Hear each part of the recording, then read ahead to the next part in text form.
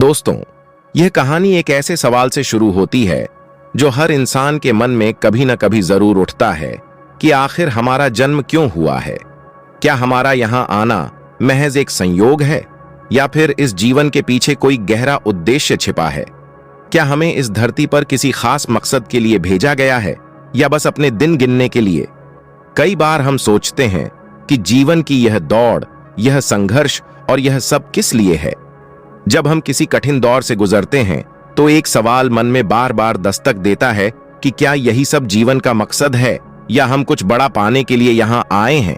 जैसे जैसे हम बढ़ते हैं हमारे पास कुछ पाने की, कुछ बनने की चाह होती है, लेकिन क्या कभी हमने सोचा है कि उस चाह के पीछे क्या है, किस दिशा में हमें चलना चाहिए और कौन सी राह हमें अपने असली उद्देश्य तक ले जाएगी? दोस्तों, आज की कहानी में हम एक ऐसे सफर पर निकलेंगे जहां इंसान के जन्म का असली उद्देश्य सामने आएगा। अगर आपके मन में भी यही सवाल है तो इस कहानी के हर मोड़ पर आपको एक जवाब मिलेगा जो आपके दिल के किसी कोने को छू लेगा। तो चलिए कहानी शुरू करते हैं। यह मास्टर जेन की बात है। एक गांव में एक वृद्ध मास्टर जेन रहते थे जो अपने ज्ञान और गहरी समझ के लिए प्रसिद्ध थे। एक दिन एक गांव का युवक राहुल मास्टर जेन से मिलने पहुंचा।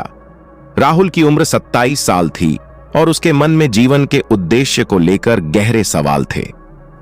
राहुल ने मास्टर जेन को प्रणाम किया और कहा, हे गुरुदेव, मैं यह जानना चाहता हूं कि इंसान का जन्म क्यों होता है। क्या हमारा इस संसार में आने का उद्देश्य क्या है? तब मास्टर जेन ने कुछ देर राहुल की ओर देखा और मुस्कुराते हुए बोले, बेटा, इन सवालों के उत्तर पाने के लिए तुम्हें खुद एक यात्रा करनी होगी। इस यात्रा में तुम्हें अपने गांव के 4 अलग अलग लोगों से मिलना होगा, उनसे बात करनी होगी, उनके काम को देखना होगा और उनकी बातों से जीवन का उद्देश्य समझने की कोशिश करनी होगी। राहुल ने मास्टर जेन के निर्देशों का पालन करने का निश्चय किया और अपनी यात्रा शुरू की। कुछ दूर चलकर राहुल ने एक कुम्हार को देखा जो मिट्टी के घड़े बना रहा था। कुम्हार बड़े धैर्य से अपने चाक पर मिट्टी को आकार दे रहा था। राहुल ने उनके पास जाकर नम्रता से पूछा, महाशय, क्या मैं आपसे कुछ पूछ सकता हूं? तब कुम्हार ने मुस्कुराते हुए कहा, पूछो बेटा, क्या जानना चाहते हो? राहुल ने कहा, आप मिट्टी से घड़े बनाते हैं, इस काम में इतनी मेहनत और धैर्य की आवश्यकता क्यों है?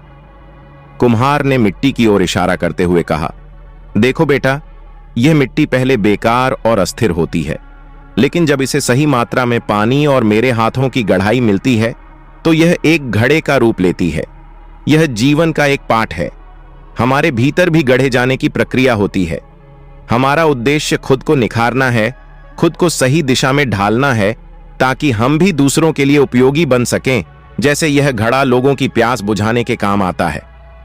राहुल को समझ में आने लगा कि जीवन का एक उद्देश्य है खुद को निखारना और दूसरों के लिए उपयोगी बनना। फिर आगे बढ़ते हुए राहुल की मुलाकात एक बुनकर से हुई जो धागों से कपड़े बुन रहा था। बुनकर बड़े ध्यान से धागों को जोड़कर एक सुंदर कपड़ा बना रहा था। राहुल ने उनके पास जाकर कहा, आप इतनी मेहनत से यह धागे क्यों बुन रहे हैं? बुनकर ने हल्की मुस्कान के साथ कहा, यह कपड़ा बहुत सारे अलग अलग धागों से बनता है। हर धागा कमजोर और अकेला होता है, लेकिन जब इन्हें एकजुट कर बुना जाता है तो यह किसी को ढकने, बचाने और गर्म रखने का काम करता है। जीवन भी इसी तरह है बेटा। हमारा उद्देश्य केवल खुद को संवारना नहीं है, बल्कि समाज से जुड़कर एक ऐसा ताना बाना बनाना है जो सबको सहारा दे सके।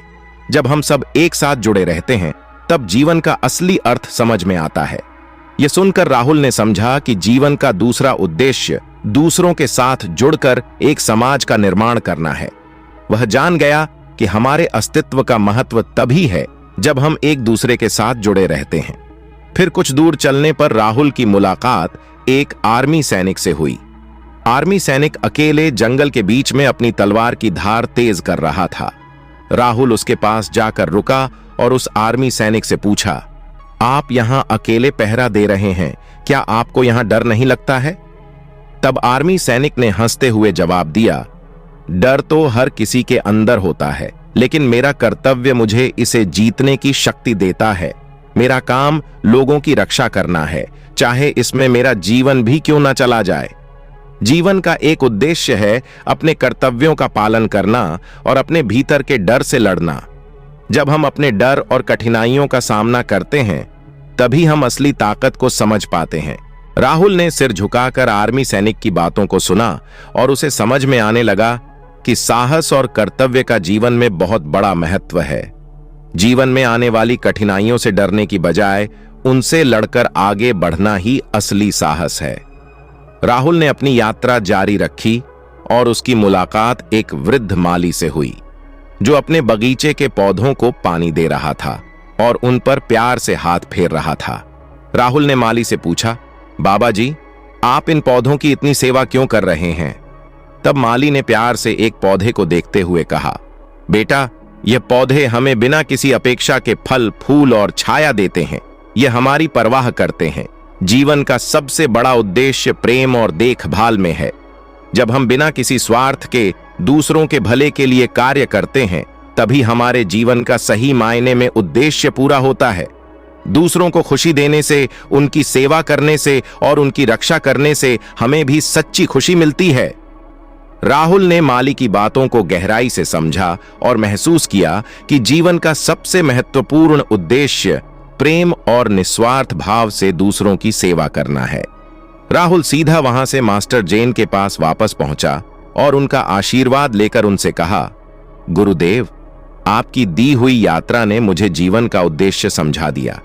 मैंने सीखा कि हमें खुद को निखारना चाहिए, दूसरों के साथ मिलकर समाज का निर्माण करना चाहिए, अपने कर्तव्यों का साहस से पालन करना चाहिए और सबसे महत्वपूर्ण निस्वार्थ प्रेम और सेवा का भाव रखना चाहिए। तब मास्टर जैन ने मुस्कुराते हुए कहा, राहुल, बिल्कुल सही, यही जीवन का वास्तविक उद्देश्य है। यह यात्रा केवल सवालों के जवाब ही नहीं है बल्कि तुम्हारे भीतर का ज्ञान है जो अब जाग चुका है। हर व्यक्ति के पास अपने उद्देश्य होते हैं लेकिन सभी का मूल एक ही है, कर्म, प्रेम और साहस से जीवन जीना। इस यात्रा के बाद राहुल का जीवन बदल गया। उसने समझा कि जीवन का असली उद्देश्य खुद को खोजने से नहीं बल्कि अपने कर्मों और प्रेम से अपने जीवन को सार्थक बनाने से है। तो दोस्तों, आज की इस कहानी से हमें यह समझ में आया कि जीवन का असली उद्देश्य केवल खुद के लिए जीना नहीं है बल्कि दूसरों की मदद करना, प्रेम और दया दिखाना, साहस के साथ हर परिस्थिति का सामना करना और अपने कर्मों के माध्यम से अपने भीतर छुपे गुण को विकसित करना है। हमें इस धरती पर एक खास मकसद के लिए भेजा गया है, खुद को और अपने आसपास की दुनिया को बेहतर बनाना। क्या आपने इस कहानी से कुछ सीखा? क्या इसने आपके मन के सवालों का जवाब दिया? अगर हां, तो कृपया मुझे कमेंट में जरूर बताएं कि आपको इस कहानी से कौन सा सबसे खास सबक मिला।